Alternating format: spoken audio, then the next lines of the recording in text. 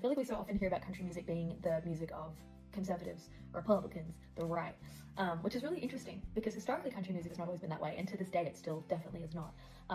But it's interesting how the right looked for something that they thought was theirs and then claimed this weird sense of nationalism. And I'm even talking in Australia.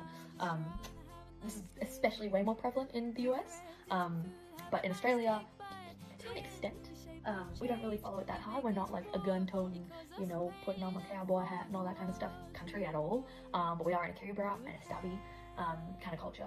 And yeah, it's interesting, I think, that for me as a songwriter and someone who's a folk songwriter, I wouldn't even consider myself a country songwriter that writes about topics like corruption and communities and climate change and politicians and things like that, that, yeah, country music has been super left for a very long time. And if you look way back through when it started to emerge in the US, let's say like the 20s, 1920s, became like a popular mainstream music genre, there were still really heavy topics that were getting talked about in those songs. They were talking about abortion and death and violence and addiction and, you know, interpersonal dynamics between families and just getting into the nitty-gritty. And the good thing that country music does, and folk music, is it gets straight to the point and tells you what it is and how it is as it is. You know, it's very like on-the-ground reporting going on, with sometimes not too much metaphor to hide what the truth is. And yeah, I think it's really interesting how we have, or the right have like tried to co-opt country music to represent this weird sense of nationalism. When for so long country music has been a very, very left-wing genre, and still is to this day.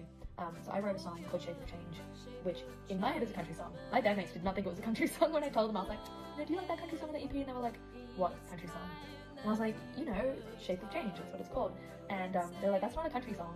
And I guess, depends on how you look at it. I'd love for you to listen to it and let me know what you think. But I'm like, I mean, it's got banjo, but like banjo is not the determining factor yet, of course. But for me, I wanted to pay homage to that genre and what it's done historically to talk about difficult topics. And in the song that I wrote called Shape of Change, it talks about how we ask for the bare minimum from our leaders and we still don't get it. We ask for housing, we ask for peace, we ask for, you know, freaking like healthy, safe water and food, and we're still not provided it.